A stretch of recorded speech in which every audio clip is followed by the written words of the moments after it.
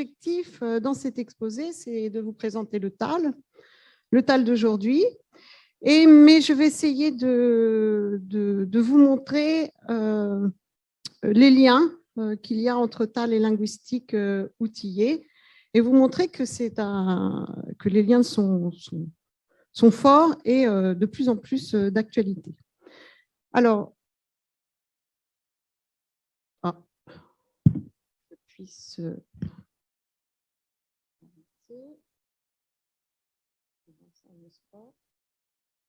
voilà. Donc, cet exposé va se décliner en 3 parties. Donc, en premier, une présentation du TAL. En deuxième, quelques outils que vous utilisez, que j'ai vu d'ailleurs que vous utilisez, qui existent en linguistique appliquée, en terminologie. Et une troisième partie sur plutôt les aspects prototypes et les recherches actuelles du TAL en linguistique appliquée. Alors, pour la partie de présentation du traitement automatique des langues, je vais d'abord rappeler un petit peu des choses que l'on a en commun. Hein, c'est notre matériau, puis je vais vous en donner une définition.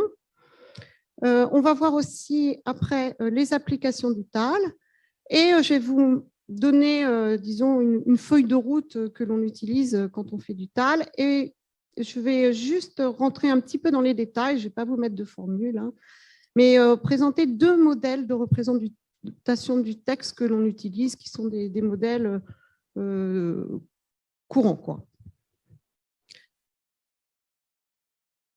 Alors, d'abord, je ne vais rien vous apprendre sur le matériau parce que ça, c'est clair, nous partageons le même matériau. Hein, donc, nous travaillons sur la langue et la langue est multilingue. Donc, en TAL, on s'intéresse à toutes les langues. Bien entendu, il va y avoir des langues qui vont être plus représentées que d'autres, comme l'anglais et le chinois.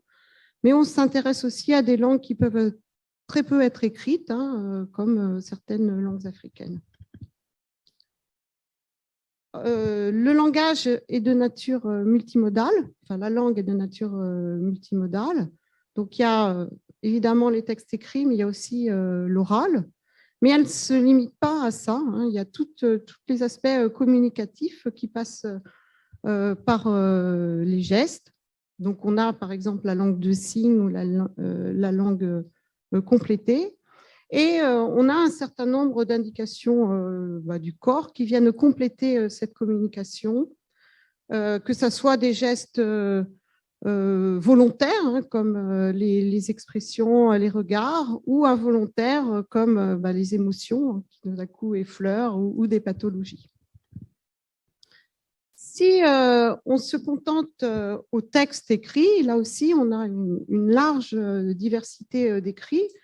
Donc, on a des livres, on a des articles, et puis on a des tweets, hein, tout ça avec des caractéristiques, des discours, du vocabulaire et des tailles différents. Donc, le TAL, c'est quoi? C'est d'abord une discipline de l'informatique, hein, qui travaille sur des données linguistiques très diverses, hein, et qui partage un certain nombre de paradigmes, on va dire, avec l'intelligence artificielle, c'est-à-dire les parties de représentation et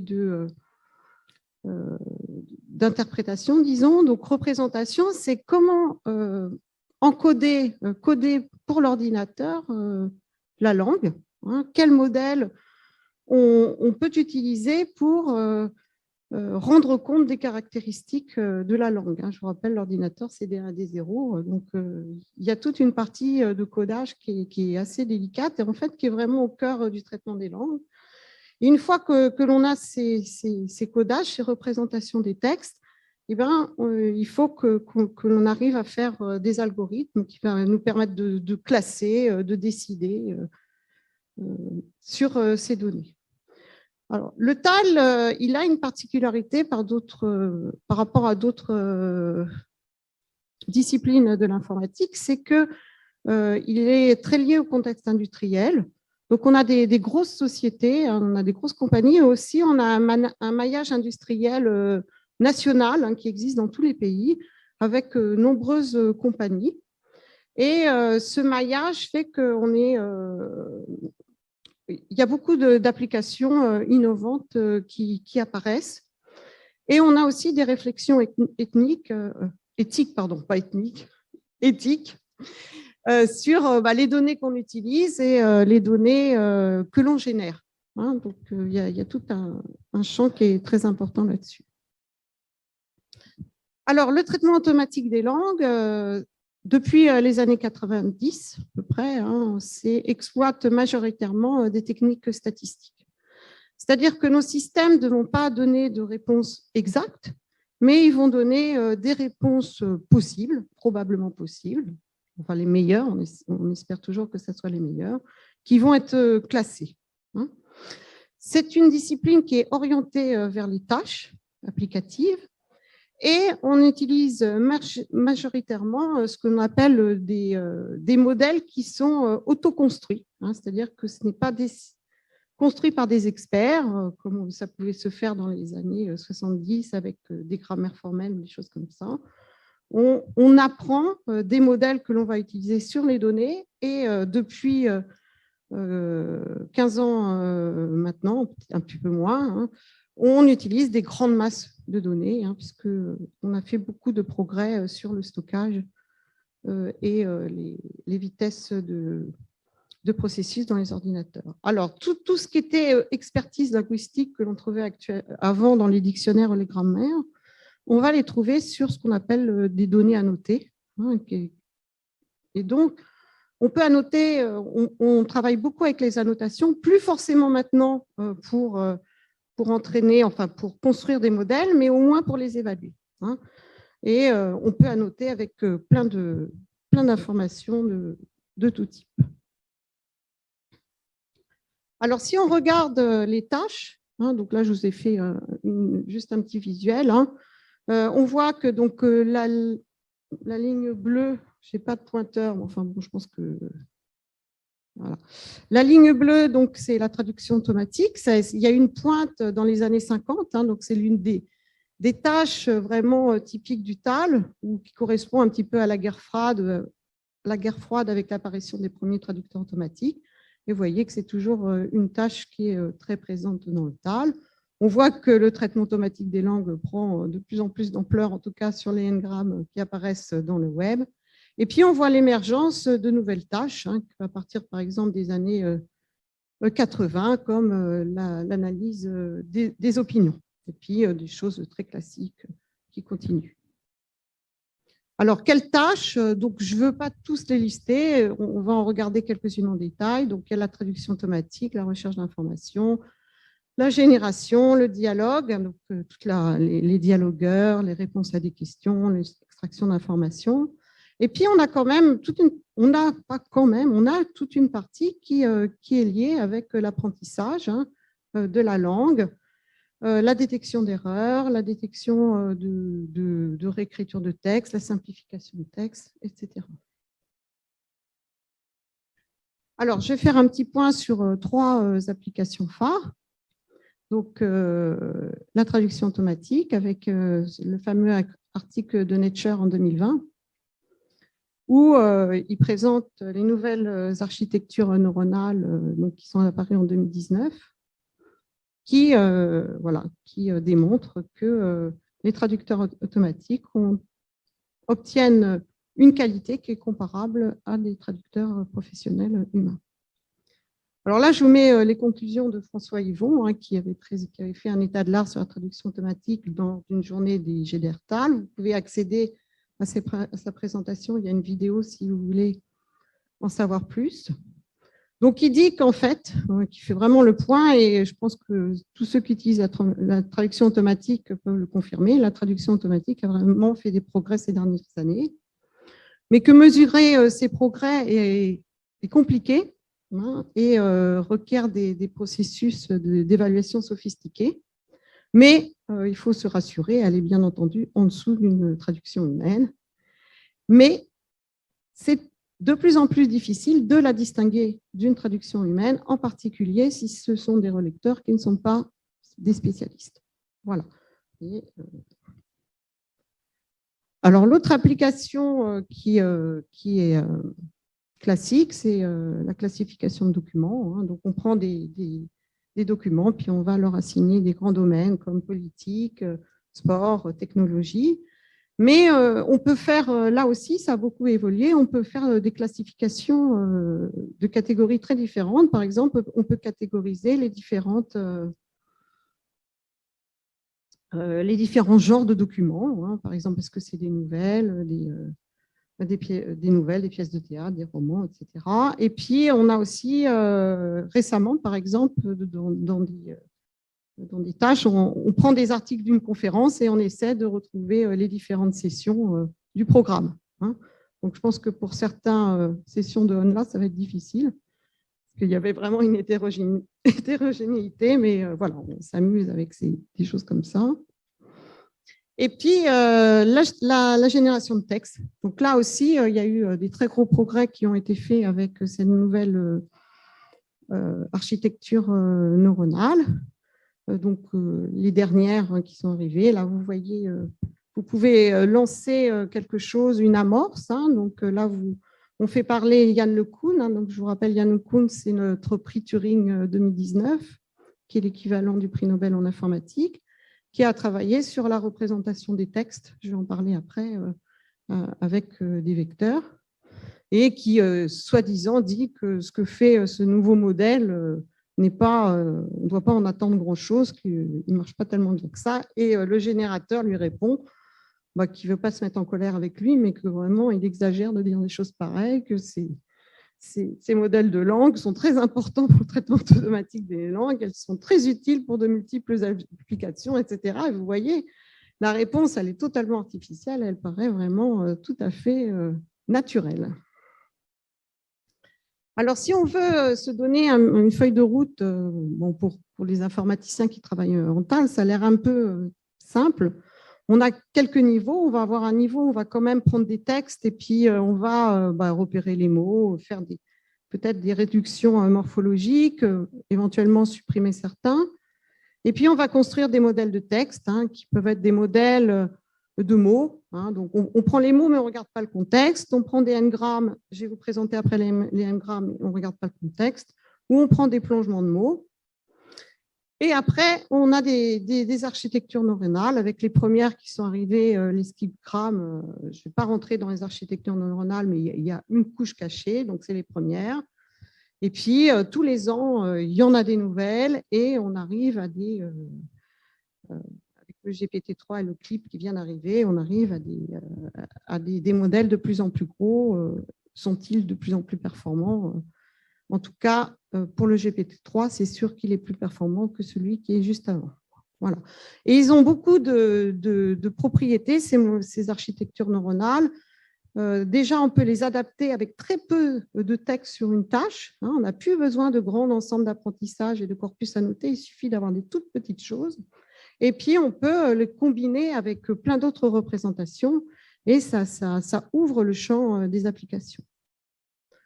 Alors, je vais vous présenter deux représentations des textes que l'on utilise couramment. Le premier, qui est très explicite, donc l'humain le comprend, mais d'un autre côté, qui ne permet pas de comparer les mots entre eux. Et je vais en présenter un deuxième, qui sont les plongements, qui, eux, ne sont pas très explicites, c'est-à-dire qu'on a du mal à les interpréter, mais qui ont des propriétés qui font que, on peut comparer les mots entre eux, on peut définir une sémantique avec eux, et c'est ça qui est au cœur de toutes ces architectures neuronales et qui a fait l'objet de ce fameux prix Turing. Alors, l'N-gramme, on a quand même travaillé avec eux pendant plus de 20 ans, si ce n'est pas plus, je dirais même 30 ans. Donc, c'est le modèle le plus simple qui peut exister, qui va nous permettre de calculer des probabilités sur des mots, des séquences de mots, sur des phrases. Et donc, c'est tout simple, c'est juste un mot, on découpe les mots, et ça, c'est des 1 gramme. Voilà. Donc, et puis, on fait la même chose avec des 2 grammes, c'est 2 mots qui suivent. Et puis, on les recueille, on les indexe et on les compte. Et puis, on peut continuer avec 3 grammes, voilà, 4 grammes. Alors, on voit bien ce que ça représente, c'est des portions de mots, c'est très explicite, mais on a des difficultés de comparer des grammes entre eux, puisque on ne sait pas, il n'y a pas de propriété. Puis quelque chose qui est gênant aussi avec cette représentation, c'est que ça prend beaucoup de place. Hein, c'est très, ça monte d'un point de vue exponentiel. Alors, les embeddings, c'est les plongements. Hein, donc, c'est des représentations des mots qui vont se faire à base de vecteurs. Et les vecteurs, en fait, il y a deux idées sous-jacentes à ces vecteurs. C'est qu'en fait, un mot, c'est toujours une composition de plusieurs facteurs cachés. Donc, par exemple, si on prend un chat, on peut dire que c'est une caractéristique d'animal, que c'est une caractéristique de doux, et par contre que ce n'est pas forcément très fidèle. Donc, tout ça, ça va être des traits cachés qu'on a des fois même du mal à identifier, mais là que l'on va représenter. Et la deuxième hypothèse, c'est que pour arriver à calculer ces traits cachés, eh ben, on va s'appuyer sur les contextes dans lesquels les mots ils apparaissent.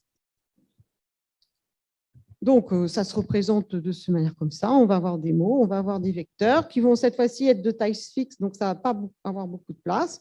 Donc, la difficulté, c'est que c'est très peu on a du mal à les interpréter, hein, ces chiffres. Mais par contre, quand on les projette dans un espace vectoriel, eh ben, les mots qui ont des sens proches vont se retrouver dans le même espace. Donc, par ici, newspaper et magazine vont être ensemble, alors que la bicyclette qui n'a rien à voir va se trouver dans un autre espace. Alors, c'est des choses qui ne sont pas nouvelles, hein, qui existaient depuis longtemps, mais avec les architectures neuronales, on arrive vraiment à des représentations explicites.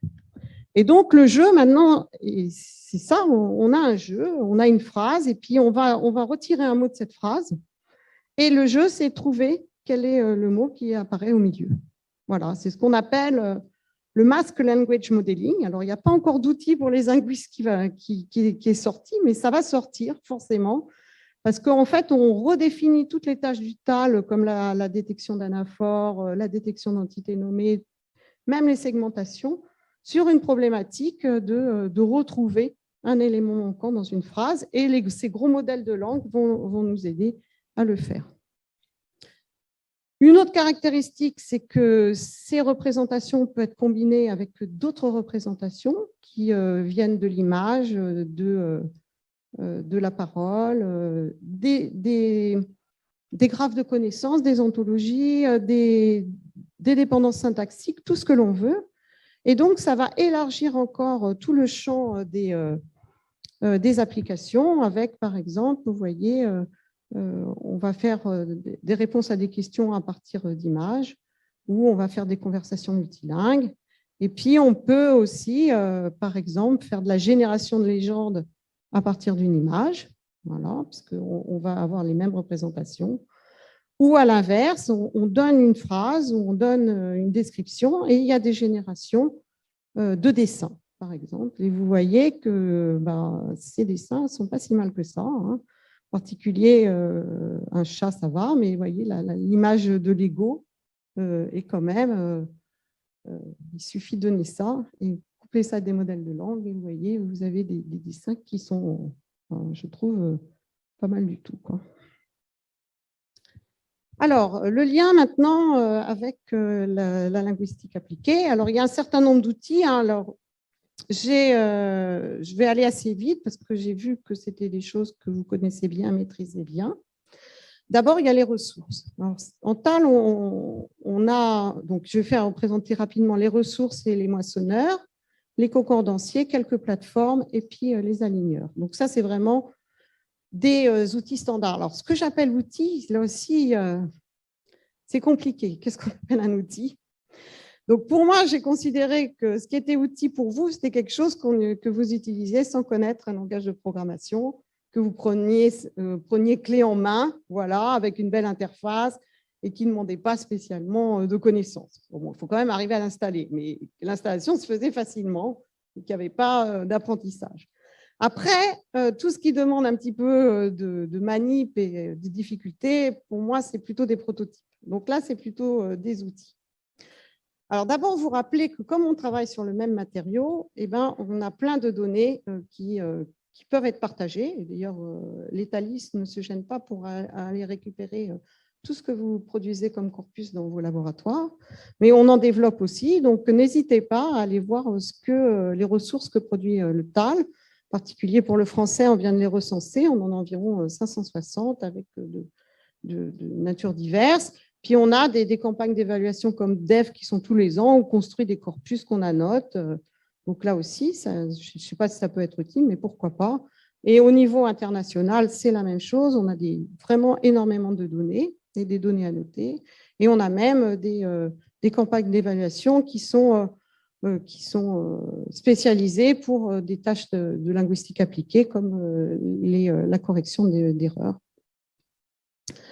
Alors, les premiers outils, c'est aussi la construction de corpus. Alors là aussi, vous avez des outils comme les moissonneurs. Donc, qu'est-ce que c'est qu'un moissonneur? C'est un outil qui va permettre de construire des corpus à partir du web. Donc, ça fonctionne. On fournit une liste de mots-clés ou une liste de sites. Et puis, ça va sur ces sites, ça recueille les pages web. S'il y a des pages qui donnent sur d'autres pages, on va aller visiter les autres pages. Pour certains, on va rajouter des mots-clés en s'assurant que la distance sémantique ne bouge pas trop. Et ces outils-là, donc comme Bootcat, qui sont très faciles d'utilisation, permettent de construire des petits corpus sur des domaines spécialisés, qui peuvent être intéressants, en tout cas qui sont actuels, puisqu'à chaque fois, il va sur le web. Vous avez un certain nombre de convertisseurs aussi, comme par exemple, vous avez des fichiers PDF. Voilà. Et puis, vous avez le concordancier qui permet de présenter les données d'une manière qui, tout de suite, permet d'identifier les différents sens. Donc, ça, c'est quelque chose qu'on fait avec une ligne de code, en tout cas, mais qui a été mis dans des beaux outils comme WordsmithStool ou HandConc, et puis WebCorp. Alors, je peux vous présenter rapidement HandConc, mais je pense que vous connaissez tous. On donne un mot et puis on peut préciser. Vous voyez, vous avez des couleurs et puis vous pouvez préciser les tris sur lesquels les concordances doivent apparaître. Alors, on peut utiliser déjà ces outils, et moi, je les ai utilisés pour faire des petites analyses linguistiques, sans prétention, en travaillant sur des études contrastives en terminologie à partir de corpus comparables, donc des corpus qui ne sont pas en traduction, mais qui partagent un certain nombre de traits, en tout cas le domaine de spécialité. Donc là aussi, vous en avez un certain nombre qui sont disponibles. En particulier, vous avez des corpus comparables qui sont distribués sur l'énergie renouvelable, Et puis, il y en a d'autres sur le domaine de l'environnement. J'ai vu qu'il y avait des recherches sur l'environnement qui peuvent être récupérées, qui sont disponibles en 5 langues. Et puis, nos collègues du CLE qui ont fait un corpus sur la webconologie en français et en anglais. Et donc, rien qu'avec ces outils, en regardant les n-grammes que je vous ai présentés, donc des choses très simples, on peut voir déjà tous les dérivés qu'il y a à partir d'un terme de l'environnement comme PAL et voir que l'on apparaît bipale, monopale, multipale. Donc, ça c'est intéressant. Là, je n'ai pas mis les catégories grammaticales, mais j'aurais pu les rajouter parce que c'est possible. Et puis, on peut avoir accès aux occurrences et puis vérifier un petit peu, évidemment, les sens. Et puis, voir comment ça fonctionne dans les langues. Donc, on retrouve le phénomène de préfixation pour le français, pour l'espagnol. Mais dès qu'on passe à l'allemand, on n'a plus de PAL. De toute manière, on n'a plus que du Blatt-Rotor. Donc, on a un composé natif. Pour l'anglais, on va plutôt avoir là aussi des composés. Et pour le russe, ça va être d'autres choses. Donc, ça permet de contraster à la fois les manières de fonctionner des langues. Est-ce que ça va plutôt être de la préfixation ou de la composition? Est-ce que ça va être de la composition savante ou plutôt de la composition native? Et puis, on voit que suivant les langues, on n'a pas tout à fait les mêmes dérivés. Donc, en français et en espagnol, on s'arrête par exemple à tripale. Bon, en anglais, on va jusqu'à 4. En russe, par contre, on va jusqu'à 6. Voilà. Et on ne sait pas, du coup, à quoi correspond multipale. On peut en déduire que c'est à partir de 3 pour le français et l'anglais, mais on a plus de difficultés à voir comment sont représentés les tripales en allemand ou en russe. Alors, autre concordancier possible sur le web. Voilà. Alors, tous ces concordanciers sont présents dans des plateformes de texte d'analyse. Alors, là aussi, c'est des choses que vous avez l'habitude de manipuler, comme TMX, qui a été développé par l'ENS Lyon, qui est un outil libre d'accès, qui permet de faire beaucoup de choses, de charger des corpus, d'annoter des corpus, de faire des statistiques, de visualiser même ces statistiques.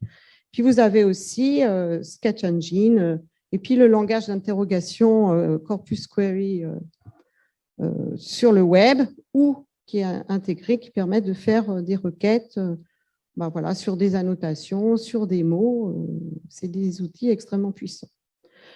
L'interface, là, ça va, mais ça pourrait encore être amélioré. Donc, c'est pour ça que j'ai voulu vous présenter la dernière génération d'annotateurs tels que Prodigy, qui vraiment présente une interface vraiment très naturelle que j'ai utilisée avec des médecins. Alors, les médecins, ils n'aiment pas du tout ça, les outils, etc. Ils l'ont très bien intégré. Et ce qui est aussi intéressant, c'est que ces nouvelles génération d'annotateurs intègre aussi un apprentissage, c'est-à-dire qu'au bout de X annotations que vous avez faites, eh ben, il est capable d'apprendre comment annoter les suivants. Alors, l'autre chose qui est l'un des outils classiques, c'est tout ce qui est aligneur. Donc là, on part de textes qui sont des traductions l'un de l'autre. On fait des bitextes, c'est-à-dire qu'on repart les phrases, et puis on va aller de plus en plus loin. À partir des phrases alignées, on va repérer les mots. Et là, on a toute une palempée d'outils qui existent, donc en particulier les aligneurs qui ont été mis dans un outil qui s'appelle WebAlign Toolkit de nos collègues de l'université de Grenoble, au l'IDEM. Et puis, vous avez des concordanceurs, et puis ça a été inclus dans des mémoires de traduction. Donc, un exemple de concordancier bilingue qui vous permet de regarder à partir de mots ces traductions dans un corpus, dans un bitexte. Alors ça, c'est des choses connues. Alors, il y a des choses maintenant qui sont un peu plus intéressantes qui viennent d'apparaître. C'est par exemple sur la série d'outils Ungarit, qui montre, qui permet de visualiser à partir de ces alignements exactement ce qu'il y a en commun. Donc, c'est les choses qui sont en vert. Donc, on sait que cela a été aligné. Et ce qui est en rouge n'a pas été aligné. Donc, ça vous permet de voir un petit peu ce qui est en commun ou pas. Et toujours à partir de ces corpus alignés, vous avez des tests de langue qui sont générés. Donc, à partir d'une traduction, d'un petit morceau de texte, on va proposer plusieurs traductions possibles et ça vous génère des jeux éducatifs ou des questions à choix multiples à partir de ça. Donc, je vais arrêter là sur les outils les plus connus et puis je vais essayer de vous présenter maintenant quelques prototypes. Alors, on quitte l'outil bien finalisé pour arriver au prototype. Donc, bon. Alors, les aligneurs monolingues, je vais vous présenter des aligneurs monolingues. Un outil sur lequel on avait travaillé avec mes collègues, c'était un aligneur à partir de corpus comparables. Et puis, un ensemble d'outils pour l'aide à la lecture. Alors, les aligneurs monolingues, ce sont des outils qui ont été principalement créés par les historiens, les gens qui travaillent dans les humanités numériques, on appelle ça. Voilà.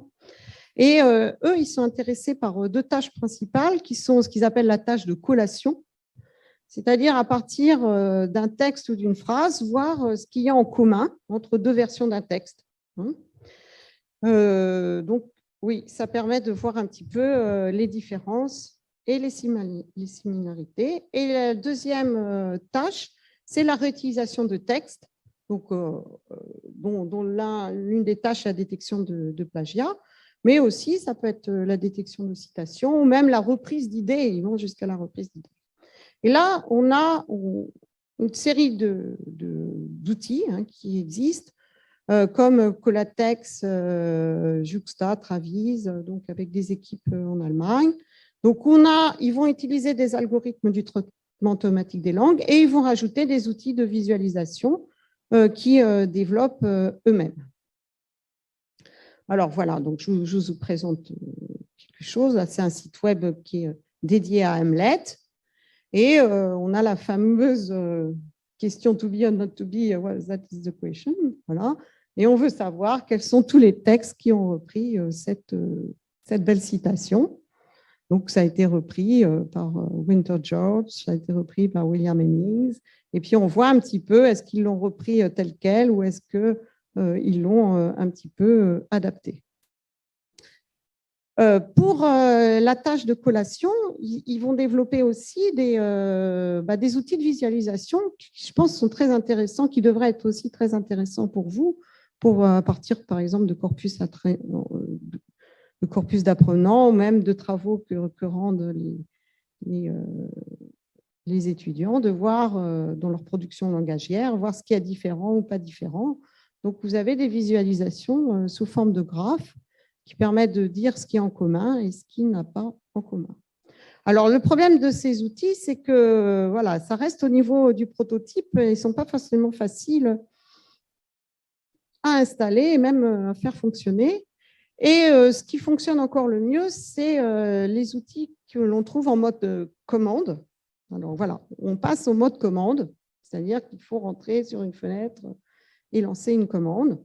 Et on a par exemple l'outil Traceur, qui a été élu comme le meilleur outil en humanité numérique en 2016, qui rassemble par exemple 700 algorithmes qui ont été proposés par les gens qui travaillent en traitement automatique des langues, mais il n'y a pas d'interface et ça permet à partir de différentes versions, à partir de différents textes, de trouver ce qui a été réutilisé, ce qui est de type citation, ce qui a été de type paraphrase, etc., de résumé.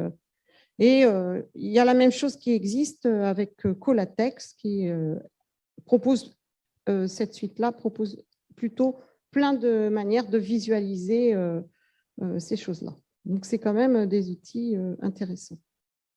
Alors, les concordanciers bilingues, je vous ai montré, quand j'avais travaillé sur les analyses contrastives, je trouvais que ce n'était pas très adapté, parce que je trouvais d'abord que les exemples qu'ils fournissaient n'étaient pas toujours terribles, et qu'en plus, souvent, on a une idée de la traduction et que ça aurait été bien de pouvoir rentrer à la fois le terme que l'on cherchait et sa traduction. Donc, on avait travaillé à l'époque, donc ça fait quand même il y a 5 ans, sur la production d'un concordancier à partir de corpus comparables qui aurait fourni des bons contextes et qu'on a travaillé à partir de corpus comparables, donc non traduits, donc plus facilement constructibles, qui aident à faire des traductions. Alors, toute la difficulté vient à dire qu'est-ce que c'est qu'un bon contexte. Donc, voilà. Donc, c'est soit des bons contextes d'un point de vue terminologique qui vont nous aider à comprendre le sens du terme, soit ça peut être des exemples lexicographiques qui nous permettent de comprendre un petit peu comment employer le terme dans la phrase, en particulier tous les aspects collocationnels. Donc, on avait mis ça en place et puis on avait construit un premier prototype que j'ai été présenté dans pas mal de conférences, qui n'intéressait pas d'ailleurs beaucoup les informaticiens, mais qui intéressait beaucoup plus les linguistes ou les traducteurs en disant « Ah oui, là, ça c'est quand même intéressant ».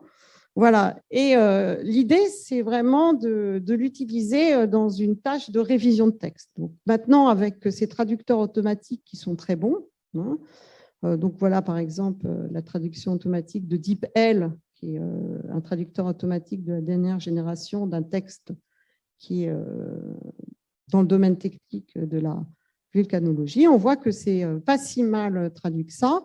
Bon, il y a un petit problème avec vol, c'est plutôt en vol, mais on s'interroge quand même sur la traduction de cinder en cendre et de blob en blob. Hein, donc, comme c'est terminologique, est-ce que c'est vraiment ça? Et donc, ce type de concordancier, hein, à partir de corpus comparables, qui fournissent des informations en montrant vraiment que voilà, Cinder's Cone se traduit par cône de scorie et pas cône de sens. Ça permet de corriger et de fournir une traduction qui sera beaucoup plus correcte, tout simplement d'un point de vue terminologique. Alors, une autre application du TAL en linguistique appliquée, c'est tout ce qui a trait à la lisibilité. Alors, ça, c'est aussi des choses qui existent depuis très longtemps, comme les techniques de lisibilité d'un texte. Hein. Donc, en fait, ça sert à quoi ces tests-là? On lit un texte, on n'a pas besoin, en gros, d'avoir une expertise d'un humain pour assigner une catégorie ou un indice de lisibilité à ce texte. Donc, il y a des scores qui ont été proposés, hein, qui datent certains des années 60, comme le FKRK, qui sont en fait des scores assez simples, hein, qui vont juste comparer le vocabulaire à des listes, qui considèrent des listes de mots rares ou difficiles, qui vont faire une moyenne la moyenne de mots d'une phrase ou la moyenne de syllabes d'une phrase. Et ça, c'est implémenté dans des outils tels que Scholarius Mesuré.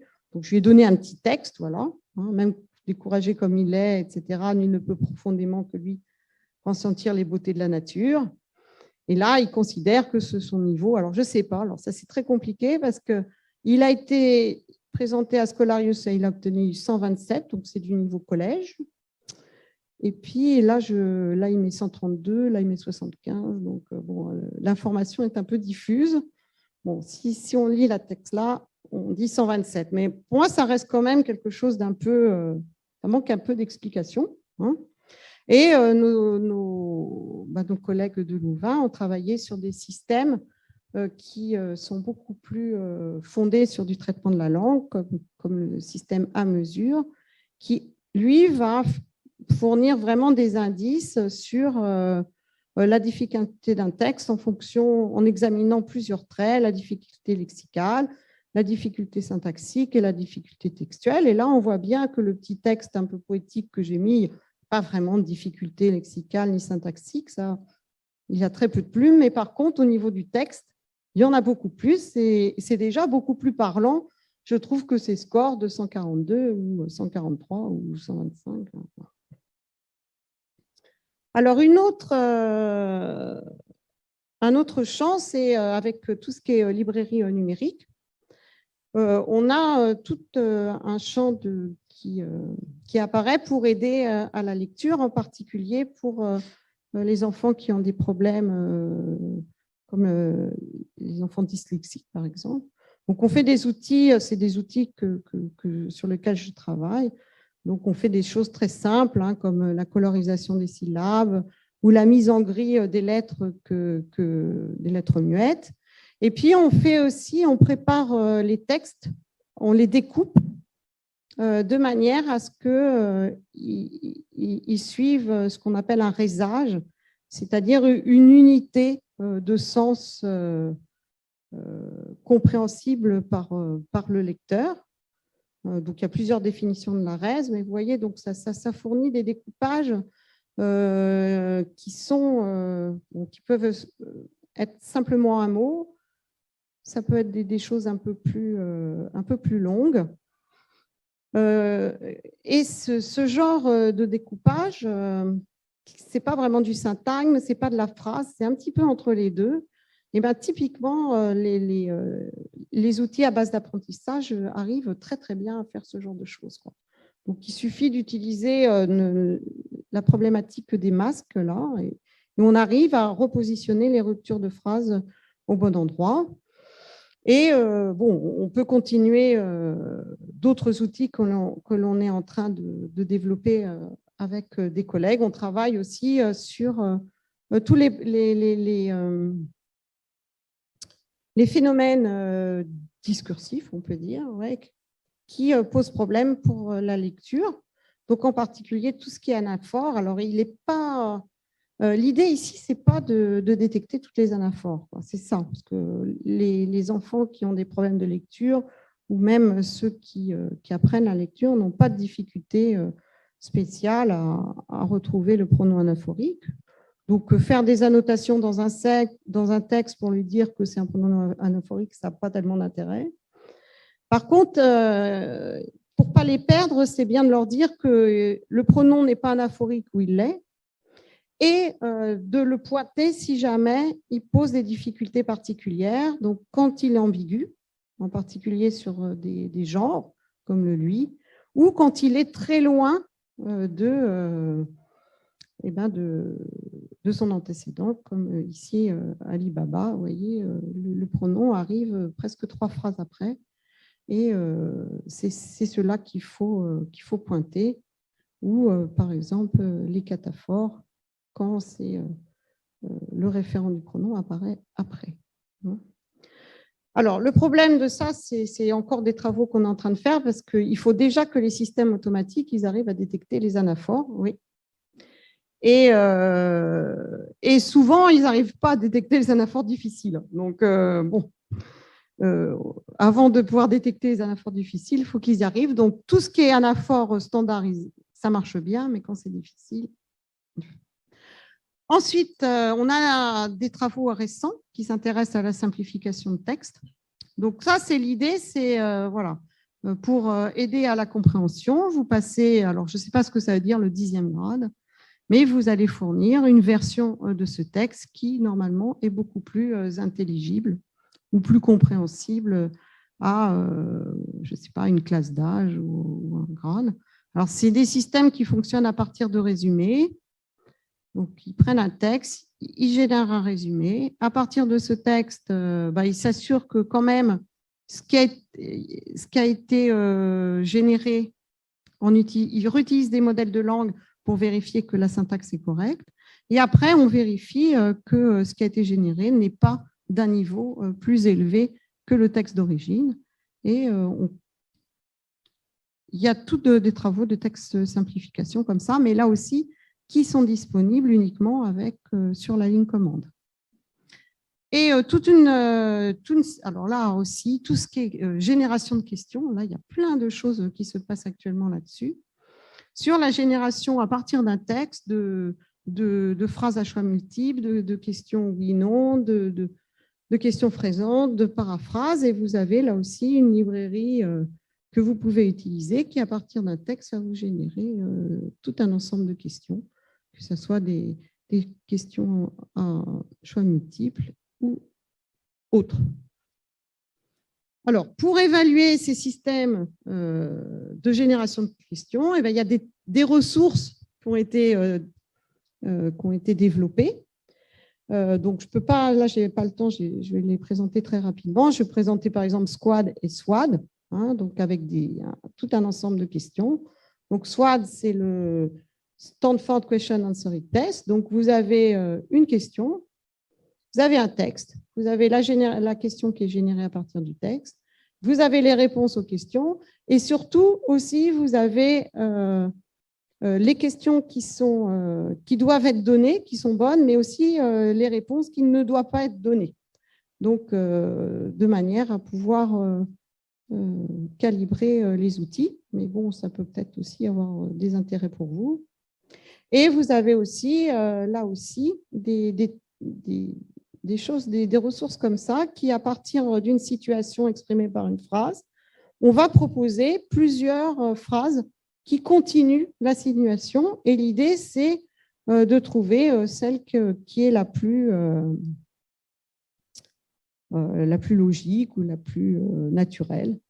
Donc, toute la difficulté ici, dans ce genre de choses que l'on fait automatiquement, ce n'est pas en fait de prédire la bonne, c'est de prédire des autres choix qui ne sont pas trop aberrants.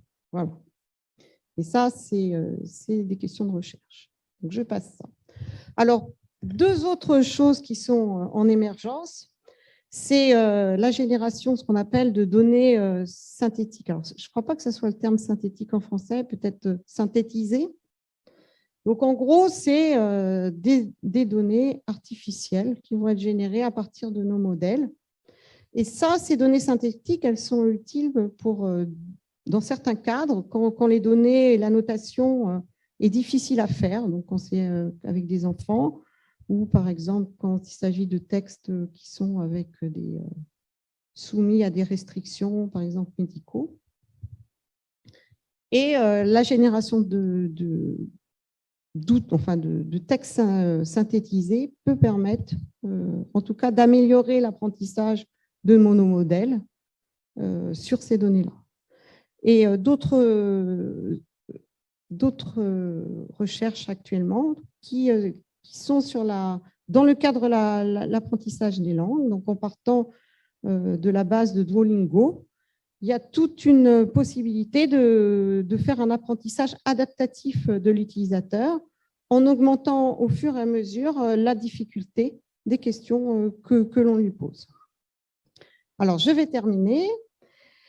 Alors, j'ai repris la citation de Jacqueline Déon en 2015 dans une revue qui disait que le traitement automatique des langues ne s'intéressait pas du tout à la linguistique appliquée et qu'il ne comptait absolument pas comme une application de la linguistique. Alors, je pense que ce n'est pas vrai du tout. On a toujours le traitement des langues et la linguistique appliquée. Ce sont deux disciplines vraiment qui se partagent beaucoup de choses et que le traitement automatique des langues aujourd'hui, il est fortement intéressé par la linguistique appliquée et que c'est même un champ actif. C'est un de ces champs actifs. Voilà. Et que, évidemment, le traitement de la langue, il fait des applications. Donc, on a découvert des tas d'applications en linguistique appliquée, comme pour aider, je ne vous ai pas pu le présenter, pour aider à prononcer, pour la détection d'erreurs, pour la simplification de texte, pour la correction grammaticale, la compréhension de texte. Enfin, vraiment, il y a tout un champ. Et il y a même des ateliers qui sont dédiés à ça. Hein. Donc, par exemple, on a les NLPT, qui sont les ateliers pour les applications éducatives, qui ont débuté en 2015 et c'est annuel. Hein. Il y a eu 5 éditions, même si c'est un peu trusté par les Chinois. Hein. J'avoue que là, il y a beaucoup de Chinois là-dedans. Mais bon, ça a l'avantage d'exister. Vous avez l'utilisation du traitement de la langue pour les applications éducatives qui existent depuis 2005. Et puis maintenant, il y a même l'émergence d'ateliers pour la compréhension de l'aide à la lecture des enfants en difficulté. Il y a des revues. Et donc, au niveau des outils, pour finir sur les outils, donc, on a quelques outils qui sont faciles d'utilisation, même pour les plateformes qui demandent un petit peu de prise en main, mais qu'il y a encore aujourd'hui beaucoup de prototypes qui sont en Python. Alors, est-ce qu'il faut mettre tous les linguistes à Python? Bon, alors je reprends Church, donc, qui était un informaticien en 1986. Il disait « Je vous fais des programmes pour les poètes avec des langages de script Unix ». Bon, ce n'était pas si facile d'utilisation que ça. Après, en 2007 et en 2008, on a mis Perl pour les linguistes. Bon, maintenant, il y a un livre qui vient de sortir qui s'appelle Python pour les linguistes. Donc, le langage Python, c'est un langage qui est très facile d'utilisation, qui permet de faire plein de choses. On a quand même une révolution dans l'éducation, puisque l'informatique maintenant est apprise dans les collèges. Hein. Si nos collègues enseignants secondaires se décident à prendre des exemples autres que mathématiques, je pense que tout le monde va pouvoir manipuler le langage Python et utiliser tous nos outils et nos algorithmes que nous développons pour vous. Voilà.